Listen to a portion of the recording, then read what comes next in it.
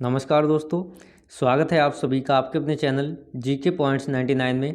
दोस्तों, आज की क्लास में हम नेताजी सुभाष चंद्र बोस का जीवन परिचय अध्ययन करेंगे और जानेंगे कि भारत की आज़ादी में नेताजी सुभाष चंद्र बोस का क्या योगदान था और उनके सभी महत्वपूर्ण कार्यों का अध्ययन करेंगे। तो चलिए शुरू करते हैं। सबसे पहले जो है नेताजी सुभाष चंद्र बोस का जीवन परिचय। सुभाष चंद्र बोस का जन्म 23 जनवरी 1897 को उड़ीसा के कटक शहर में हुआ था। उनकी माता का नाम प्रभावती दत्त बोस और पिता का नाम जानकी नाथ बोस था। उनकी जयंती को हम 23 जनवरी को पराक्रम दिवस के रूप में मनाते हैं। नेताजी सुभाष चंद्र बोस का जन्म जो है उड़ीसा के कटक शहर में 23 जनवरी 1897 को हुआ था और उसी दिवस को हम 23 जनवरी को पराक्रम दिवस के रूप में मनाते हैं। उनकी शिक्षा और प्रारंभिक जो उनका जीवन था, अपने शुरुआती स्कूली शिक्षा के बाद उन्होंने रेवेनशा कॉलेजिएट स्कूल में दाखिला लिया। उसके बाद उन्होंने प्रेसिडेंसी कॉलेज कोलकाता में प्रवेश लिया, परंतु उनकी उग्र राष्ट्रवादी गतिविधियों के कारण उन्हें वहां से निष्कासित कर दिया गया था। इसके बाद वे इंजीनियरिंग की पढ़ाई के लिए कैम्ब्रिज विश्वविद्यालय चले गए थे।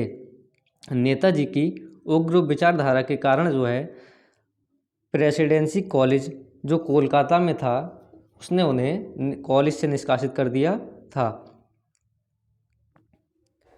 वर्ष 1919 में बोस भारतीय सिविल सेवा इंडियन सिविल सर्विसेज परीक्षा की तैयारी करने के लिए लंदन चले गए और वहां उनका चयन भी हो गया था। हालांकि बोस ने सिविल सेवा से त्याग पत्र दे दिया क्योंकि उनका मानना था कि वह अंग्रेज़ों के साथ कार्य नहीं कर सकते हैं। वर्ष 1919 में जो है नेताजी सुभाष चंद्र बोस भारतीय सिविल सेवा की तैयारी के लिए लंदन चले गए और उनका जो है सिलेक्शन वहां पर हो गया। लेकिन जो है कुछ समय बाद उन्होंने त्याग पत्र दे दिया क्योंकि उनका मानना था कि वह अंग्रेज़ों के साथ कार्य नहीं कर सकते हैं। सुभाष चंद्र बोस विवेकानंद की शिक्षाओं से अत्यधिक प्रभावित थे और उन्हें जो है अपना आध्यात्मिक गुरु मानते थे, जबकि चित्तरंजन दास उनके राजनीतिक गुरु थे। तो नेताजी सुभाष चंद्र बोस जो है विवेकानंद को अपना आध्यात्मिक गुरु तथा चित्तरंजन दास को राजनीतिक गुरु मानते थे। वर्ष 1923 में बोस को अखिल भारतीय युवा कांग्रेस का अध्यक्ष और उसके साथ ही बंगाल राज्य कांग्रेस का सचिव चुना गया था। वर्ष 1925 में क्रांतिकारी आंदोलनों से संबंधित होने के कारण उन्हें मांडले कारागार में भेज दिया गया, जहां वह तपेदिक की बीमारी से ग्रसित हो गए थे। वर्ष 1925 में जो है क्रांतिकारी आंदोलनों में भाग लेने के कारण उन्हें मांडले की जेल में डाल दिया गया और जहां वह तपेदिक की बीमारी से ग्रसित हो गए थे। वर्ष 1930 के दशक के मध्य में बोस ने यूरोप की यात्रा की। उन्होंने पहले शोध किया, तत्पश्चात द इंडियन स्ट्रगल नामक पुस्तक का पहला भाग लिखा, जिसमें उन्होंने वर्ष 1920 से 1934 के दौरान होने वाले देश की सभी स्वतंत्रता आंदोलनों को कवर किया था।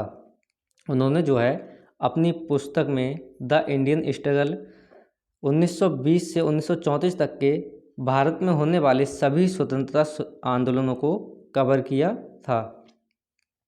बोस ने वर्ष 1938 हरिपुरा में भारतीय राष्ट्रीय कांग्रेस का अध्यक्ष निर्वाचित होने के बाद राष्ट्रीय योजना आयोग का गठन किया। यह नीति गांधीवादी विचारों के अनुकूल नहीं थी।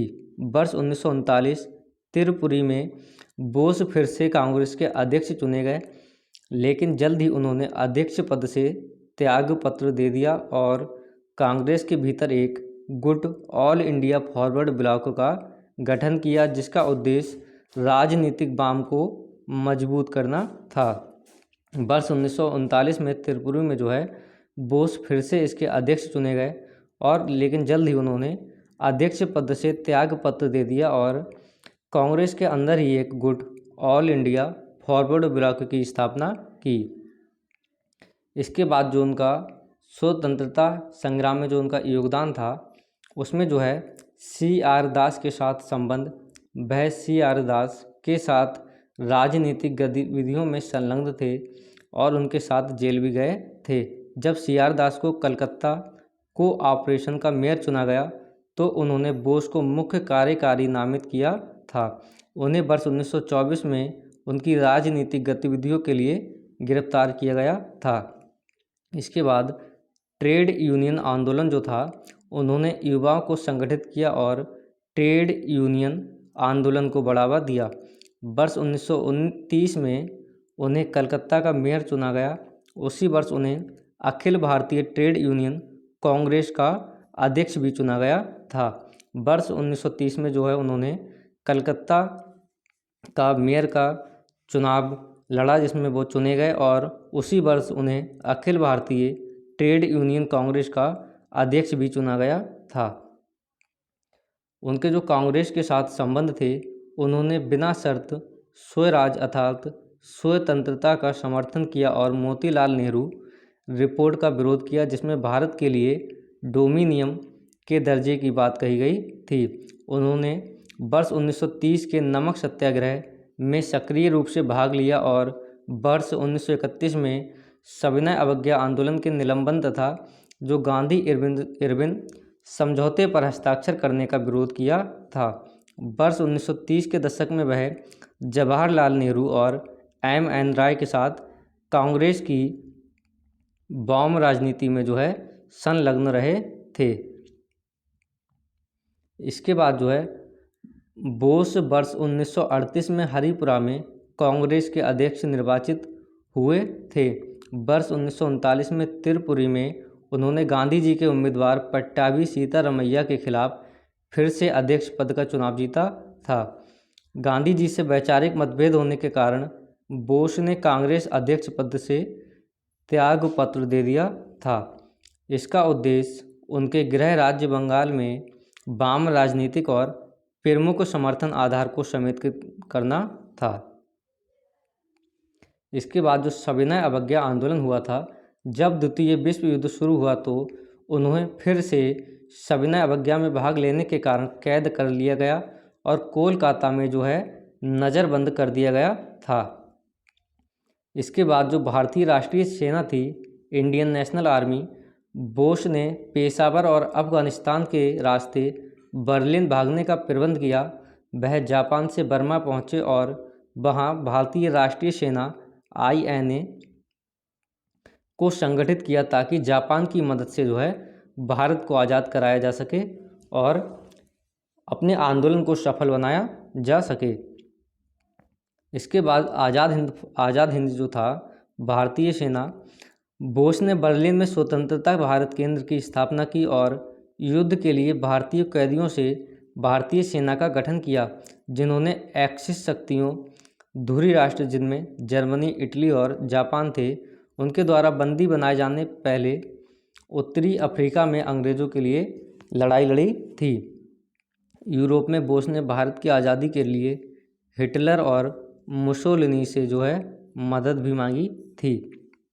यूरोप में जो है बोस ने भारत की आज़ादी के लिए हिटलर और मुसोलिनी से मदद मांगी थी, जिससे जो है भारत की आज़ादी में मदद मिल सके। आज़ाद हिंद रेडियो का आरंभ नेताजी सुभाष चंद्र बोस के नेतृत्व में 1942 में जर्मनी में किया गया था। इस रेडियो का उद्देश्य भारतीयों को अंग्रेज़ों से स्वतंत्रता प्राप्त करने हेतु संघर्ष करने के लिए प्रचार प्रसार करना था। 1942 में जो है आज़ाद हिंद रेडियो का जर्मनी में गठन किया, जिसका उद्देश्य जो है भारतीयों को अंग्रेज़ों से स्वतंत्रता प्राप्त करने हेतु संघर्ष करने के लिए उसका प्रचार प्रसार करना था। और इसी रेडियो पर जो है बोस ने 6 जुलाई 1944 को महात्मा गांधी को राष्ट्रपिता के नाम से संबोधित किया था। जो भारतीय राष्ट्रीय सेना वह जुलाई 1943 में जर्मनी से जापान नियंत्रित सिंगापुर पहुंचे। वहां से उन्होंने अपना प्रसिद्ध नारा दिल्ली चलो जारी किया और 21 अक्टूबर 1943 को आज़ाद हिंद सरकार तथा भारतीय राष्ट्रीय सेना के गठन की घोषणा की।